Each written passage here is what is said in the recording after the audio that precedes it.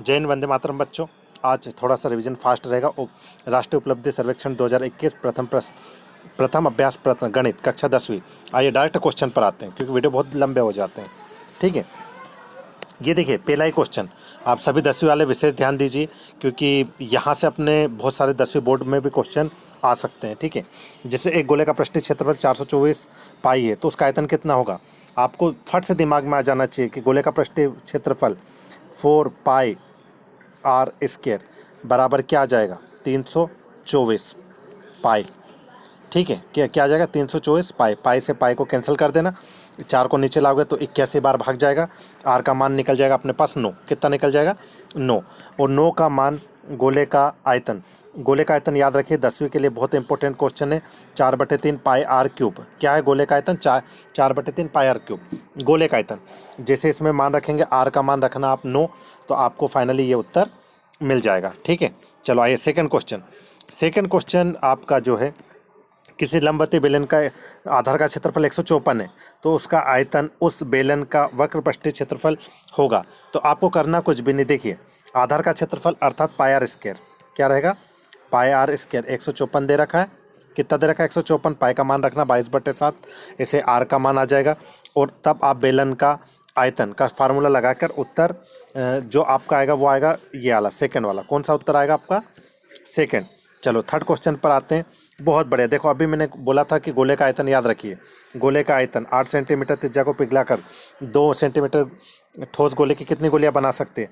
तो 4/3 पाई are cube बटे में 4/3 पाई आर क्यूब। 4/3 से 4/3 कैंसिल, पाई से पाई कैंसिल। पहले गोले में आर की जगह 8 रख देंगे, 8 की पावर 3 हो जाएगा, नीचे 2 की पावर 3 हो जाएगा।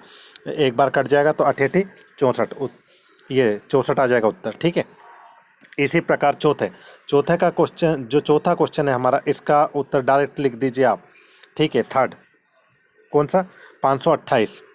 ठीक है, आप पाँचवें का, चलो पाँचवें का भी आप डायरेक्ट लिख दीजिए। ठीक है, अभी जब मैं 10th क्लास की वीडियो बनाऊंगा उस टाइम आपको ज़रूर डाल दूंगा। ठीक है, पाँचवें का आ जाएगा अपना 1100।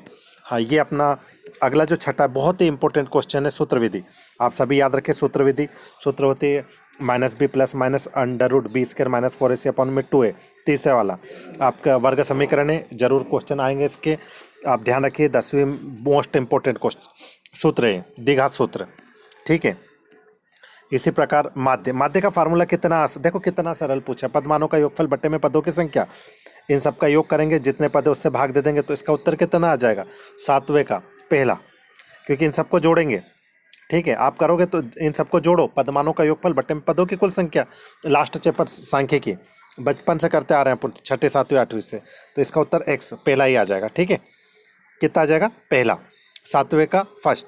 चलो 8वां, अरे 8वां भी बिल्कुल कौन सा कथन सत्य है? तो हमें पता है कि प्रत्येक अपरिमेय संख्या वास्तविक संख्या होती है। ये क्या है? कथन सत्य है। 8वें में तीसरा। ओह, चलो ये कितना बढ़िया साइन कॉस टेन ट्रिग्नोमेट्री। इसके लिए अब आप देखोगे कि इसे समझाने के लिए काफ़ी टाइम लगेगा। ठीक है, तो आप sine cos tan, cot sec, cosec, ये 6 नाम रहते हैं, इनके मान सारणी से याद कर लीजिएगा। अभी करा दे, अगला वीडियो उसी पर बनाऊंगा। तो ये 90 का जो है थर्ड, आप 90 का 0 उत्तर आ जाएगा। क्या आ जाएगा? 0। हम साइन कॉस 30 का मान रखेंगे। एक तरीका बता देता हूँ मैं आपको शॉर्टकट में। ठीक है, कोशिश करते हैं, देखिए पसंद है 10 वालों। चलो आइए इसको थोड़ा समझने का प्रयास करते हैं। ठीक है, आप एक काम कर लीजिएगा, साइन 0, 30, 45, इनके सब पे ऊपर डिग्री लगा दें। 45 साइन 30, 45, 60 और 90। कितना लास्ट में कितना आ जाएगा? 90। ठीक है, ये 0 है ना। अब एक काम कीजिएगा, आपको एक शॉर्ट ट्रिक्स बता रहा हूँ। ठीक है, √0, 1, 2, 3 और 4 डिवाइडेड बाय 4। 4 का भाग 0 में देंगे तो पहला जो साइन 0 का मान कितना मिलेगा अपने को? 0। चलो आते हैं। तो मैं अभी आपको बता रहा था 0, 1, 2, 3 और 4 अंडर रूट में रखे। सबसे पहले ये 4 का भाग 0 में देंगे तो कितना आ जाएगा अपना? 0। 4 का भाग 1 में देंगे तो 1/4, अर्थात इसका मान होता है 1/2। अगला दो दो दो से 4 को डिवाइड कर देंगे तो एक कितना आ जाएगा अपना 1/2 अर्थात 1/√2। ठीक है, उसके बाद करनी 3/2 और अंतिम मान रहेगा 1। तो ये पहला जीरो, साइन जीरो का मान, देखो साइन जीरो का मान 0। ठीक है, साइन जीरो का मान 0 होता है, साइन 30 का मान 1/2 होता है, साइन 45 का मान 1/2 होता है, साइन 60 का मान करनी 3/2 होता है, और साइन 90 का मान, साइन 90 का मान होता है 1। ठीक है, तो आप एक काम कीजिए, साइन 30 का मान कितना है अपने पास 1/2। तो यहाँ पर ये जो साइन 30 है यहाँ पर 1/2 रखेंगे, कितना रखेंगे अपन 1/2, और साइन 60 का मान करनी 3/2। ठीक है, इसी प्रकार इनके मान ठीक अपोजिट हो जाता है, अर्थात इसका उत्तर जो आएगा वो कितना आएगा अपना 0। मतलब क्वेश्चन नंबर 9 का 0 ही आएगा काट पीट कर। ठीक है, अगले वीडियो में और अच्छे समझा दूंगा। चलो क्वेश्चन नंबर 10, इसमें आपको कुछ नहीं करना, ए बी सी और डी एक चतुर्भुज का क्षेत्रफल निकालना। तो आप एक काम कीजिएगा, ये चतुर्भुज का जब क्षेत्रफल निकालते हैं तो इसमें इसका एक सूत्र रहता है, जिसे बोलते हैं हम एक एक दो सूत्र होते हैं। ठीक है, तो वो भी मैं अगले वीडियो में बता दूंगा। अभी तो मैं सिर्फ उत्तर बता देता हूँ। ठीक है, कि इसका उत्तर क्या आ जाएगा 72। कितना आ जाएगा 72, और इसका भी एक क्वेश्चन एमपी बोर्ड में जरूर आता ही आता है। ठीक है, क्वेश्चन नंबर 11 देखते हैं। क्वेश्चन नंबर 11 बहुत ही सरल, सबसे सरल यदि सवाल होगा तो मेरे हिसाब से यही। देखो टेन थीटा का मान होता दिया है 3/4, तो कॉट का मान क्या होगा, इसका उल्टा कॉट का मान क्या होगा 4/3। ठीक, टेन का उल्टा कॉट का मान डाल दो आप, कोई दिक्कत नहीं। तो पहला सही है। चलो था ना सरल, कुछ क्वेश्चन सरल भी रहते हैं। अच्छा, ये क्वेश्चन नंबर 12। तो क्वेश्चन नंबर जो 12 है cos 45 और sin 30 का मान, किसका cos 45 और sin 30 का मान। तो आप इसका उत्तर क्या आ जाएगा अपना, ये आ जाएगा 1/3 वाला। ठीक है, वह 1/2 करनी 2। ठीक है, अब ये मान आपको सारणी सीखनी पड़ेगी, एक दिन सिखा दूंगा अगले वीडियो में, है ना। चलो tan 13, आप tan 13 का बिगर देखें, साइन 90 माइनस कॉस होता है। ठीक है, ये सूत्र रहते हैं sine cos tan cot sec cosec. ठीक है, इनके 6 सूत्र रहेंगे। तो साइन 90 माइनस थीटा कॉस होता है, कॉस 90 माइनस थीटा साइन होता है, टेन 90 माइनस थीटा कोट होता है, और कॉट 90 माइनस थीटा टेन। तो यहाँ tan 13 है, आप बिगर देखे इसका कॉट से उत्तर लगा दीजिए। ठीक है, 13, तो ये अपना हो गया 13 क्वेश्चन। अब 14वां क्वेश्चन, किसी पासे को एक बार फेंका जाता तो उसके ऊपर एक अभाज्य संख्या प्राप्त होने की प्रायिकता क्या होगी। ठीक है, तो इसका जो क्वेश्चन नंबर है अपना कौन सा है 14 में आप डायरेक्ट आप पहला लगा दीजिए 1/2। क्या क्या आ जाएगा 14 का 1/2। चलो क्वेश्चन नंबर 15, हम कर रहे हैं राष्ट्रीय उपलब्धि सर्वेक्षण कक्षा 10वीं। ठीक है, इसी में से क्वेश्चन आना है। क्वेश्चन नंबर 15 में आप बिगर किए जो क्वेश्चन नंबर इसका जो आ जाएगा 3rd वाला 9। ठीक है, इसने क्या पूछा था अपने से, बट माध्य ज्ञात करना है, क्या ज्ञात करना है, तो 9 आ जाएगा। ठीक है, अब क्वेश्चन नंबर 16, 12 संख्याओं का माध्य 11 है। यदि 3 संख्या 2 5 6 को क्रमशः 6 5 2 में बदल दिया जाए तो नया माध्य क्या होगा। अरे माध्य का एक ही फार्मूला होता है, पद मानों का योगफल बटे में पदों की कुल संख्या। तो 16 में आप एक काम करो, बिगर देखे 10 लगा दो। ठीक है, 3 सिक्कों को एक साथ फेंका जाता उसको चिताने की प्रायिकता, तो इसका आ जाएगा 1/8। ठीक है, क्वेश्चन नंबर 18, 2 पासों को एक साथ उछालने पर एक दिक पासे पर दोनों पासों पर एक समान संख्या प्राप्त करने की प्रायिकता क्या होगी। तो क्वेश्चन नंबर 18 जो है इसका आप 3rd लगा दो, 1/6।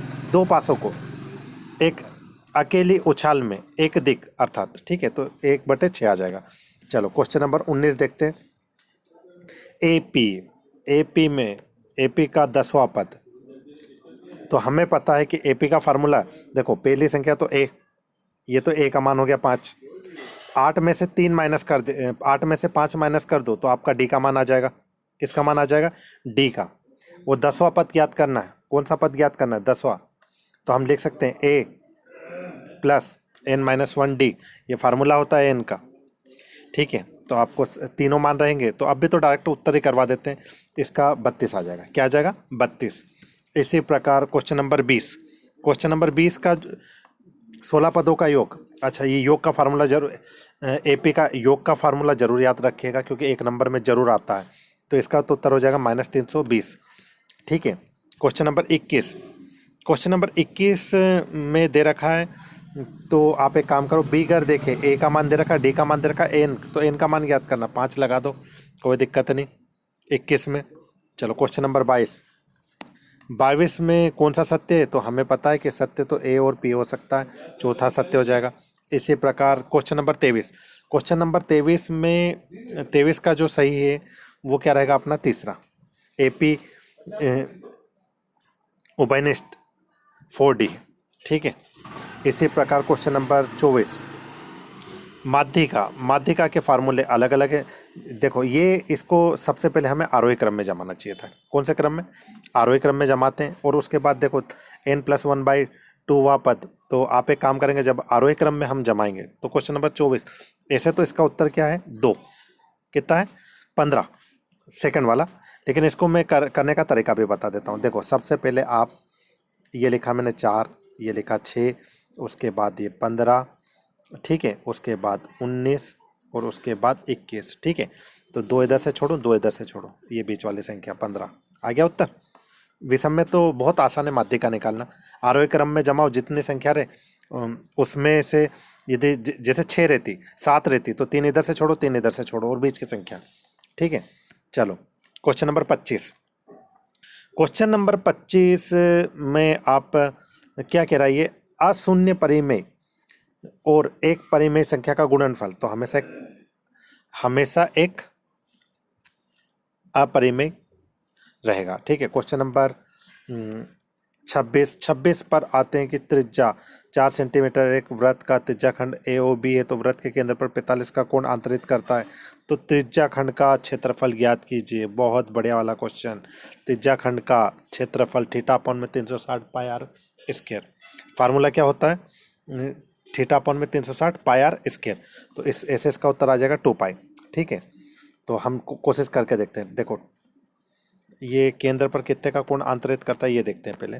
45 का कोण। ऐसे तो उत्तर आ जाएगा 2π, लेकिन फिर भी हम करके देखते हैं। देखो, θ/360 πr²। ठीक है। आर का मान हमारे पास 2 दूनी कितना आ जाएगा, और थीटा कितना है अपने पास? 45। तो यहाँ 45 रखेंगे। कितना रखें? थीटा की जगह 45। जब काटा पीटी करेंगे तो कुल मिला के 2π बचेगा अपने पास। कितना बचेगा? 2π। ठीक है। तो ये देखो, 45 दूना 90, 90 दूना 160, अर्थात 45 दूना 90 और 90 चौक। ठीक है। तो हम एक काम कर सकते हैं, इसे पहले 9 से काट देते हैं, तो यहाँ जाएगा 9, 9 पंजे 45, है ना, 9 पंजे 45, 5 आ गया ऊपर, और यहाँ पर 36 है, तो 9 चौक 36, ये कितना आ गया? 40 एक बार। तो यहाँ कितना आ जाएगा आपका? 8। और यहाँ पे आर का मान कितना दे रखा है? 4। तो 4 दूनी 8, कितना आ जाएगा? 4 दूनी 8। तो कुल मिला के इसका उत्तर कितना रहेगा? 2π। ठीक है। जब करेंगे तो यही आएगा। अच्छा, यहाँ पर 3 क्वेश्चन और बचे हैं अपने इस वीडियो के। तो 27 का जो है पहला ही उत्तर लिख दो आप, कोई हल नहीं। ठीक है। 28 का है हमारा एक द्विघात समीकरण जिसके मूल। अच्छा, इसको करने का बहुत अच्छा, देखो, अल्फा का मान दे रखा है 1 और बीटा का मान दे रखा है अपने पास 3। तो इसके लिए फार्मूला रहेगा x² minus alpha plus beta x plus alpha into beta. आप एक काम करो, तो 28 का इसमें अल्फ़ा और बीटा रखेंगे तो उत्तर आ जाएगा। तो देखते हैं। चलो, इसमें आप जैसे ही रखोगे तो 28 का उत्तर आप एक काम कीजिए, डायरेक्ट सेकंड वाला। ठीक है। क्योंकि देखो, 3 और 1 4, और ये 4 का x, ये x² अपनी जगह पे, और ये 3 एकम 3, तो ये उत्तर सही हो जाएगा। आप सेकंड चैप्टर के अंतर्गत अंतिम 2 क्वेश्चन। ठीक है। क्वेश्चन नंबर 29, 8 3 2 -2 का nवा पद। ठीक है। तो क्वेश्चन नंबर 29 जो है उसका आप तीसरा लगा दीजिए कि ये nवा पद रहेगा, 13 - 5n। ठीक है। इसी प्रकार क्वेश्चन, ये अंतिम क्वेश्चन है अपना। यहाँ पर k का मान निकालना है, तो k का मान बाकी अगले वीडियो में करेंगे। तो क्वेश्चन नंबर 30 का जो उत्तर रहेगा 4th, क्या रहेगा? 4th 8। ठीक है, आज के लिए इतना ही। जय हिंद, जय भारत।